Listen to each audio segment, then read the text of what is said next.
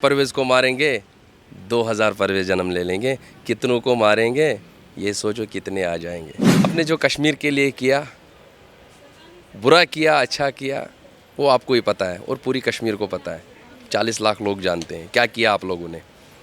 तो इससे अच्छा है थप्पड़ पड़ने से पहले ही आप अगर घर में बैठी होती तो वो आपके लिए फ़ायदेमंद। जब उस जनता से डर हटा, जब उस जनता से वो डर मिटाने वाला भाजपा सरकार आई, तभी उस स्टेट की जनता ने चाहा कि हमें ये गद्दार पॉलिटिशियन नहीं चाहिए। आज अगर तेरे सामने कोई कश्मीरी बात कर रहा है, कोई मैं कश्मीर की आवाज़ हूँ, मैं खुद आपसे कश्मीर बात कर रहा हूँ। आज अगर आपसे बात कर रहा है कोई, ये नरेंद्र मोदी की देन है। मुझे कंपेनिंग के लिए भेज दे, जितने भी सीटें हैं हमारे जम्मू कश्मीर में सब लेके आएंगे। अरे किया है नरेंद्र मोदी ने काम, किया है भाजपा सरकार ने काम। वैसे काम ही किया तभी तो वोट मिल रहा है ना। 2 कैंडिडेट खड़े के दोनों के दोनों जीत के आए। उमर अब्दुल्ला की बात छेड़ी है, फारूक अब्दुल्ला की बात छेड़ी है, महबूबा मुफ्ती जी की बात छेड़ी है। और देखो ये एक प्रोपेगेंडा हुआ करता था पिछले 30 सालों में 20 सालों में, जब वो अपने दौर में ऐसे राज चलाते थे, ऐसे राजनीति चलाते थे हमारे बोले वाले जनता पे, 40 लाख लोगों के ऊपर, तो जिससे वो जीत जाते थे। तो हमारी जनता जानती थी कि शायद हमें ये अपने थे, शायद ये हमारे लिए अपने कश्मीर के लिए कुछ करेंगे। लेकिन उन्होंने जो हमारे साथ, खासकर अपने कश्मीर उनका घर था, अपने घर के साथ जो उन लोगों ने करके दिखाया, तो पूरी कश्मीर की जनता ने उनको 2019 के बाद और ऐसा थप्पड़ मारा है गले पे और पूरी तरीके से नकारा है। और ये कोई मामूली बात नहीं है। जो महबूबा मुफ्ती चीफ मिनिस्टर रही है, जो उमर अब्दुल्ला चीफ मिनिस्टर रहा है, जिसका उमर अब्दुल्ला का बाप चीफ मिनिस्टर रहा है, फारूक अब्दुल्ला का बाप चीफ मिनिस्टर रहा है, और वो लोग हार जाते हैं। आप खुद ही समझ जाओ कि कश्मीर की जनता कैसे जाग गई है और उन लोगों के ऊपर एक थप्पड़ ऐसा दे दिया है कि पूरी तरीके से नकारा है कि हमें कश्मीर में इन लोगों की ज़रूरत नहीं है, हमें कश्मीर में इन लोगों की राजनीति ज़रूरत नहीं है, हमें कश्मीर में ऐसी राजनीतिक ज़रूरत नहीं है। जी, जैसे कि आप 2024 का लोकसभा चुनाव हुआ, पहले फेज़ के इलेक्शन के बाद बीजेपी घोषणा करती है कि वो कश्मीर में कोई प्रत्याशी नहीं उतार रही है, लेकिन वहाँ पे बहुत सारे क्षेत्रीय दल थे और उससे पहले प्राइम मिनिस्टर मोदी की श्रीनगर में रैली। तो इन सब से क्या माहौल बना था? और बीजेपी डायरेक्ट नहीं लड़ रही थी इलेक्शन, लेकिन जो वहाँ क्षेत्रीय दल थे उनके पास बीजेपी का सपोर्ट था। तो क्या ये मुद्दा था जिसके वजह से एनसी और पीडीपी को मुँह तोड़ जवाब दिया कश्मीरियों ने? देखो, जब आप ये समझ लो, जब उन लोगों की, उन पार्टियों की जय जयकार होती थी कश्मीर में और महबूबा मुफ्ती जी को बोलते थे बाजी, समझ रहे हो मेरी बात, और उस बाजी को ऐसा थप्पड़ पड़ा आज। मैं उस महबूबा मुफ्ती जी को बताना चाहता हूँ, आपने जो कश्मीर के लिए किया, बुरा किया अच्छा किया, वो आपको ही पता है और पूरी कश्मीर को पता है। 40 लाख लोग जानते हैं क्या किया आप लोगों ने। तो इससे अच्छा है थप्पड़ पड़ने से पहले ही आप अगर घर में बैठी होती तो वो आपके लिए फ़ायदेमंद था। और अपने ऊपर, और इस उम्र में किसी को थप्पड़ पड़ना अच्छा नहीं लगता ना। मतलब मुझे भी फील हो गया अंदर से, यार एक बुज़ुर्ग पे हाथ उठना अच्छी बात नहीं है। ये हाथ उठने से भी बढ़िया है, ये थप्पड़ मारने से भी बढ़िया है, ये चप्पल उठाने से भी बढ़िया है। आप खुद देखो कि 40 लाख लोगों ने नकारा है उधर की आम पॉलिटिशियनों को। क्यों? कि जब भाजपा सरकार ने 10 सालों में कश्मीर के लिए अगर नहीं किया होता तो वही कश्मीर अपनी पार्टियां फिर से चुन लेती। इसीलिए थप्पड़ पड़ा है उन लोगों पे। उनको पता है अगर हमें मसीहा बन के आया है वो नरेंद्र मोदी बन के आया कश्मीर में, अगर हमें अपनाने वाला आया वो नरेंद्र मोदी बन के आया। ये चीज़ों से देखो, आजकल के दौर में कोई नॉन एजुकेटेड नहीं है, सारे एजुकेटेड है, सबको पता है। थोड़ी सी भी बात होगी ना तो 2 मिनट में गूगल खोल लेते हैं, क्या हो गया हमारे देश के साथ, क्या हो गया हमारे स्टेट में, क्या क्या हो रहा था, क्या क्या होता है। तो वो जान के जब जनता ने जान लिया, जब जनता, देखो सबसे बड़ी बात, वहाँ पर जनता दबाई जाती थी तभी वो जीत पाते थे। डंके की चोट पर बोल रहा हूँ। जब उस जनता से डर हटा, जब उस जनता से वो डर मिटाने वाला भाजपा सरकार आई, तभी उस स्टेट की जनता ने चाहा कि हमें ये गद्दार पॉलिटिशियन नहीं चाहिए।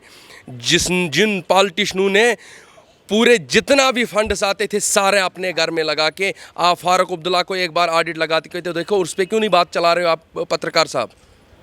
ऑडिट लगाओगे तो ट्रकों में भर भर के रुपया निकल आएंगी। वो देश का पैसा था, वो हमारी स्टेट का पैसा था, वो हमारी बोली बाली जनता का पैसा था जो हमारे पास नहीं आता था। जब मरकज़ से कोई भी पैसा आता था, अगर 10 लाख रुपया आते थे हमारे मरकज़ से हमारे स्टेट गवर्नमेंट के पास, तो उस टाइम में हमारे पास 10 लाख में से 20,000 रुपया पहुंच जाते थे। तो क्या ये वो पॉलिटिशियन हमें चाहिए? इसीलिए नकारा है, थप्पड़ पे थप्पड़, थप्पड़ पे थप्पड़, थप्पड़ पे थप्पड़ मार दिया गया हमारी स्टेट जनता ने। और ये पूरी जनता आज जानती है, पूरा देश खुश है। उन लोगों ने पूरे देश को वो पूरे देश को बताते थे कि कश्मीर ख़तरे में है, कश्मीर में ये होता है, कश्मीर में ये नहीं होता है। जब कश्मीर के लोगों को पता चला कि ये हमारे ऊपर राजनीतियाँ कर रहे हैं, हमारे ऊपर पैसे ले रहे हैं, तो कश्मीर की आवाम जाग गई। उनको पता चला कि ऐसे पॉलिटिशियन हमें नहीं चाहिए, हम इंडिया के साथ हैं, हमें मरकज़ गवर्नमेंट चाहिए, हमें भाजपा सरकार चाहिए, हमें नरेंद्र मोदी जैसे ईमानदार लीडर चाहिए। समझ रहे हो मेरी बात? महबूबा मुफ्ती का नारा बयान था कि अगर 370 हट गया तो तिरंगा उठाने वाला कोई नहीं होगा। वहीं एनसी के नेताओं का बयान था कि अगर 370 हट गया तो कश्मीर में खून की नदियां बह जाएंगी। वही साउथ कश्मीर में आज फिर से एनसी के प्रत्याशी मियां अल्ताफ़ को जिता के सांसद बना के भेज रही है साउथ कश्मीर की जनता। जो आपने खून की नदियाँ की बात की, मैं आपको बताना चाहता हूँ आपके चैनल के माध्यम से, आपने आज तक किसी आम नागरिक का ये बयान सुना है कि खून की नदियाँ बहेंगी यहाँ से? नहीं सुनोगे। ये खून की नदियाँ भी बहाने वाले वही थे, बोलने वाले भी वही थे, इसलिए पूरी जनता ने नकार दिया, उनको थप्पड़ मार दिया गाल पे, वो भी चप्पल से। अरे नहीं चाहिए ऐसी सरकार हमें, नहीं चाहिए ऐसे लोग हमें, जिन्होंने हमें 30 साल से दबा के रखा था, 40 साल से दबा के रखा था, हमारे सीने पे राजनीति कर रहे थे। आज हम जाग गए हैं। ये जागने की हिम्मत अगर दी है तो नरेंद्र मोदी ने दी है। आज अगर तेरे सामने कोई कश्मीरी बात कर रहा है, कोई मैं कश्मीर की आवाज़ हूँ, मैं खुद आपसे कश्मीर बात कर रहा हूँ। आज अगर आपसे बात कर रहा है कोई, ये नरेंद्र मोदी की देन है। हम बात नहीं कर पाते थे क्योंकि वो उन लोगों का दबाव था। ये लोग वहाँ पे राजनीतियाँ ऐसी राजनीतियाँ खेलते थे जिससे वहाँ पे हमारी जनता बदनाम होती थी, जिससे हमारी जनता दब जाती थी, जिससे हमारी जनता ख़राब हो जाती थी, जिससे हमारे युवा मरते थे। ये उन लोगों का खेल था। आज पूरी तरीके से उनको जनता ने नकारा है। हमें नहीं चाहिए, हमें चाहिए तो भाजपा सरकार चाहिए, हमें चाहिए तो देश का तिरंगा चाहिए। जी, कश्मीर का इलेक्शन जो है पहले जो अनाउंस हुआ था, हर एक फेज़ में एक सीट पे इलेक्शन होना था। उसके बाद बीजेपी अनाउंस करती है कि हम अपने प्रत्याशी को नहीं उतार रहे, फिर वहाँ पे कुछ सीट की जो इलेक्शन डेट है वो आगे बढ़ा दी जाती है। पत्रकार साहब, मुझे पता है आपके पेट में क्या दुख रहा है, मैं बता दूंगा, ठीक है? तो मेरा सवाल सुन लीजिए आप। मुझे समझ आ गया। मुझे पता है आप लोगों के पेट में क्या होता है।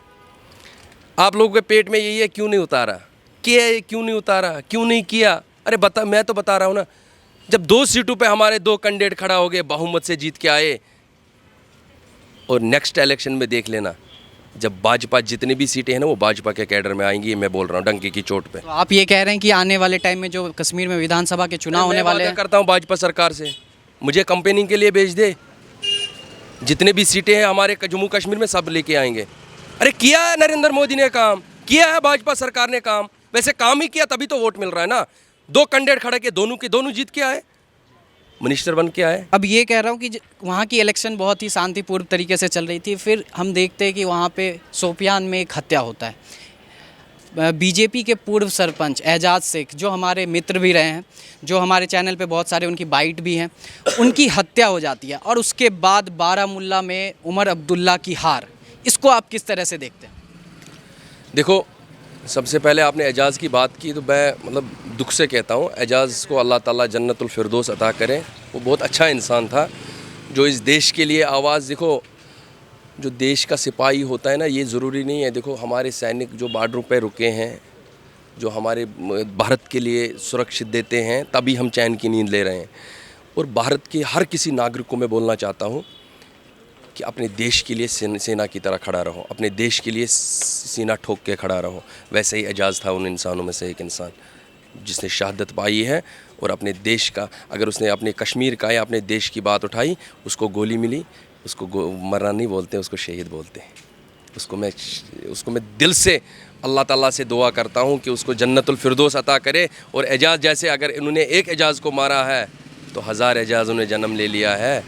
कल एक परवेज़ को मारेंगे, 2000 परवेज़ जन्म ले लेंगे। कितनों को मारेंगे, ये सोचो कितने आ जाएंगे। जी उमर अब्दुल्ला की जो उमर अब्दुल्ला की हार की बात आपने की। जो उमर अब्दुल्ला दावा करता था हमारी सीट वो है, आप अरे यार मुझे उसके बदले घिन आती है तो आप उसकी बात क्यों छेड़ते हो? जिसका दादा चीफ मिनिस्टर, जिसका बाप चीफ मिनिस्टर, जो खुद चीफ मिनिस्टर रहा है, वो इलेक्शन से हार गया। जी, दोनों पूर्व मुख्यमंत्री वहाँ के इलेक्शन हार के आए। ओए ओए ओए, ये खुद सोचो यार, आप और मेरे में शर्म आती है। अरे उन लोगों को कौन सी शर्म है? उनको शर्म नहीं है। वो कल और लेके बहाना कोई खड़ा करेंगे, लेकिन उसकी पूरी जनता ने बोला है हमें आप लोग नहीं चाहिए। कहीं घर में बैठ के जो आपने हमारे ऊपर राजनीति की है, हमें ऐसे लोग नहीं चाहिए। जिस कश्मीर में खून की नदियाँ बह रही थी, क्या वो तब उस कश्मीर में सियासत किसकी हो रही थी? तब उस कश्मीर में राजनीति किन लोगों की चल रही थी? पूरे जनता को पता है। आज अगर कश्मीर को जन्म देने वाला है भाजपा सरकार देने वाला है। और मैं नरेंद्र मोदी से स्पेशली रिक्वेस्ट करता हूं, कश्मीर के लिए जितना आपने किया उसके लिए बहुत बहुत धन्यवाद। 70 सालों में हमने नहीं पाया था, और 10 सालों में जो करके दिखा, अब ऐसा जलवा करके दिखाओ, पूरी जनता, पूरी हिंदुस्तान की 140 करोड़ लोग कश्मीर से प्यार करने लगे। वैसा जलवा करके दिखाना।